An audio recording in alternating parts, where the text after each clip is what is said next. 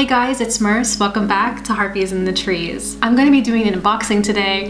It's for the January 2020 box for Abominable Book Club, who are located in the UK. They have a pretty cool box. It's horror focused. You get one new release, one old release, which is a used book, and you get some goodies, beverages, some chocolate, and also a magazine or an ebook. So you do get a lot of items. They're usually pretty interesting and I do enjoy them a lot. So when I first started doing this unboxing, some of my video files got damaged. So I'm going to show you the few items that I already opened, and then we'll open up the rest. Fortunately, the really good and special items are not discovered yet. I don't know what they are, so that's nice. So if you've been following me on Instagram, you may have noticed that I've been sharing these pictures of a dead mouse the last couple of weeks. And I just find it kind of interesting that this mouse has been there for so long. I think this is the 4th week now. So on Friday, I brought a small clay shield and clay sword that I made so that I could position this with the mouse to give it a little bit more intrigue and interest to its last moment here on Earth. I'm gonna be doing a little video on Monday and on my stories just to see, like, did anyone touch it? Did anyone add to it? Is the mouse still there? Really curious to see how this goes over the weekend. If you're not already following me on Instagram, you might want to give my account a look because I do like to share things that I find in Berlin, odd objects, spooky things, interesting things, other things that get my interest. I like to share all of these like non-specific book related things in my stories, and I try to find interesting things to share with you guys. So without further ado, let's go ahead and finish up this box. So here is the box. The beverages are out of their package, which is normally comes in a striped package such as this, but this is usually what it looks like when you first get it. So for the beverages this month, we got Galaxy Hot Chocolate, 2 Tetley teas, a Earl Grey and a pomegranate raspberry. And we also got 2 flavored coffees. These coffees are unsweetened, so that is a plus for me because I really prefer to control my sweetener if I use it when I use it. And I do enjoy these Beanies instant coffees. They're actually pretty good. This cookie dough, and this one is Coconut Delight. And usually I'm not a flavored coffee kind of person, but it's not strong. For our chocolate item, we have a coffee and a biscuit in dark chocolate. Here is our spoiler card, but we're gonna hold off on this until the very end. So this month we have a magazine. It's Black Static magazine. I have 2 of these already in my collection. This is really cool. I actually went to their website and checked out what other issues they had, and I saw this one and was pretty excited about receiving this. This is Black Static issue number 72. It says here, new horror fiction, book and film reviews, interviews, comment, and art. This is a UK publication. I don't really recognize anyone's names on here, but that's what's really cool. It's a lot of independent fiction, and sometimes they do have some interviews with some popular authors. They also do another magazine that they alternate with. It's Black Static, and they have one called The Gasoline, which I really, really like. It's just every month seems to be a different theme, and the whole entire magazine looks different because it's designed to fit the theme, so it's really, really cool. Okay, so now on to our new release, Dark Ink by Gary Kimball. Secrets don't stay buried forever. Let's take a read and see what it's about. Investigating sordid political corruption, journalist Harry Hendrick grows uneasy when he hears rumors of a chilling figure behind it. Mistress Hell plies her dark arts from a luxurious suburban lair, motivated by a desire for revenge from a past marred by terrible wrongs. Harry hears of demonic visions, of people under a supernatural thrall, and is slowly drawn into her web. Inside are diabolical ceremonies and visions that threaten both his sanity and his life. Something black and infernal reaching out into the world. So the synopsis is a little vague for me. It's not really telling you a lot about the story, kind of more just about the consequences, I guess, of the story. So I don't know. I do like the cover though. It's pretty cool. So it looks like Gary Kimball has another book and it's called Strange Ink. So maybe it's part of a series, Strange Ink and Dark Ink, perhaps? All right, now let's go on to like my favorite part, which is the unwrapping of the used book. Always comes in this really nice wrapping and packaging. It has their wax seal stamped here, and there's always like these blood splatters, and it's wrapped in twine. It's just really, really nice. But before we open this, let's go ahead and read the new microfiction. Every month they have a new microfiction on one of their bookmarks, so let's give it a read. Spookmark 3 Series 2. Darling. He froze at the sound of his wife's voice.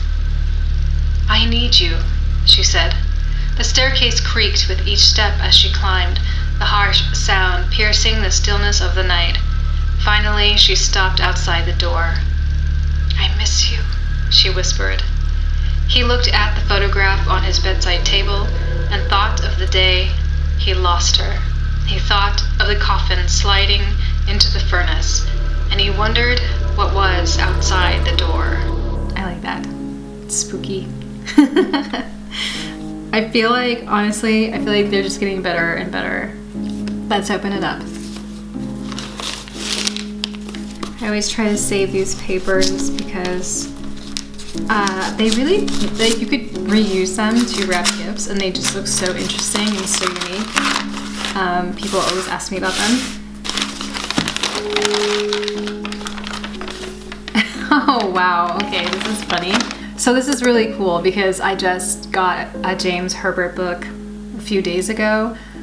I can't remember its name at the moment, but I have this new one that I got, and then I have The Haunting of Crickley Manor, which I still need to read.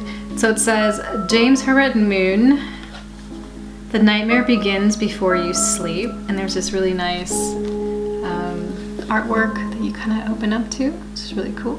I sort of miss that in books. Oops. I think I encouraged it to completely fall out, but I'll fix it. So someone was telling me that the older the James Herbert book, the more scarier it is. So this is probably this is definitely the oldest James Herbert story that I have, because the other two I have are fairly recent, I think. So this was printed in 1985.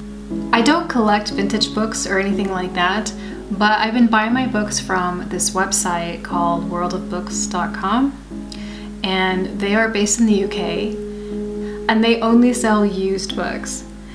So it's really nice for me because I can't find a lot of books in English that I want here in Berlin. So I can buy used books, used English books, and they're not very expensive at all, and have them shipped, and they get here in like a decent amount of time. So that's nice because buying new books is so expensive, and it's just breaking the bank. It's just way too expensive. As a hobby, it's just really adds up, and buying used books to me is just like a better, I like that better. It's sort of like you're always on a treasure hunt to try and find the book that you want. So I have a few books that are printed in the 80s and 90s, and so I'll be able to add this to my collection. Let's see what this is about. He had fled from the terrors of his past, finding refuge in the quietness of the island, and for a time he lived in peace, until the sightings began.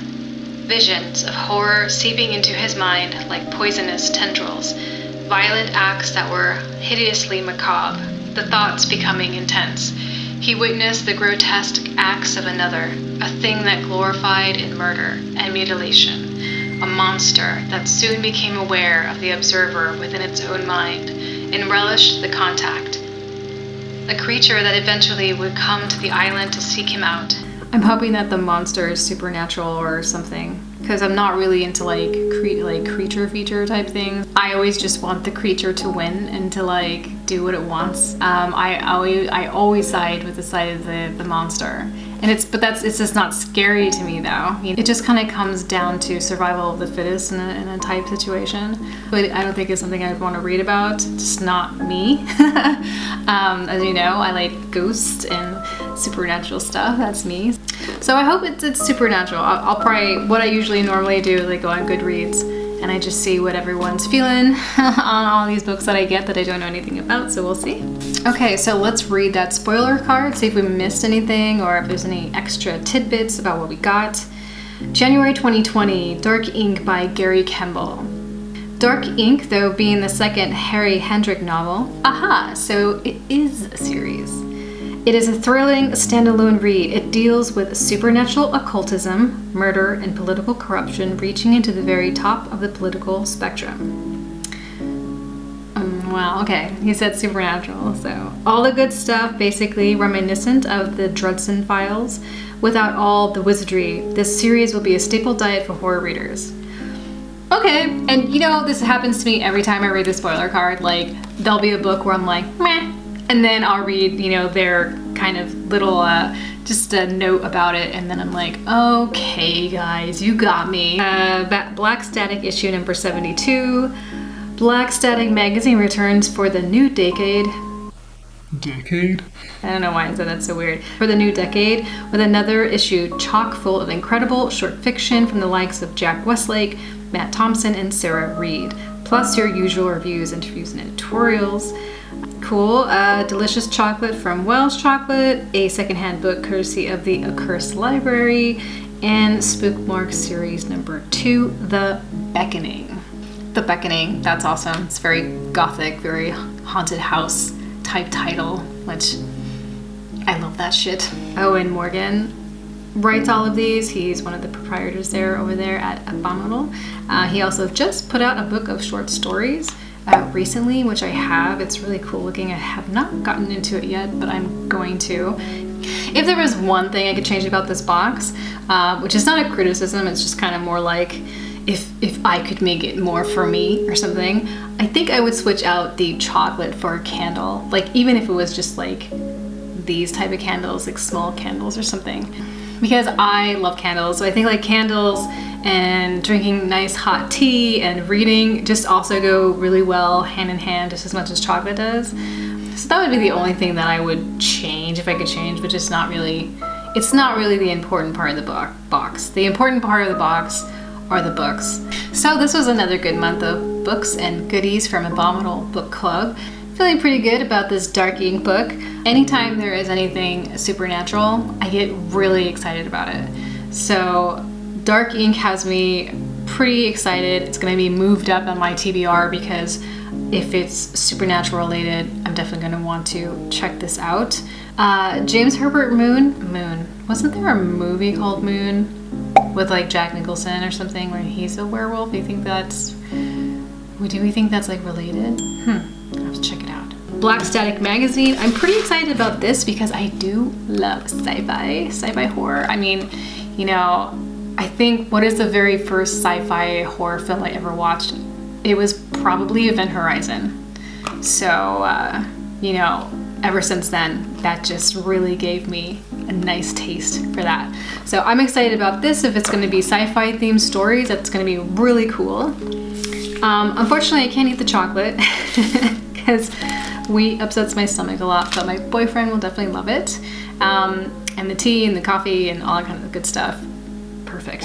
So that was our Abominable book crate for the month of January for 2020. We got a magazine, we got 2 books, we got some chocolate, some tea, some coffee. So we're all set to sit down and read. Thank you so much for hanging out with me today. I hope you're having a really great weekend. If you would like to support me with these videos, please subscribe and follow me on Instagram. You can message me anytime, give me some recommendations. I totally love that. And I hope everything is going really, really well for you. And I will talk to you next time.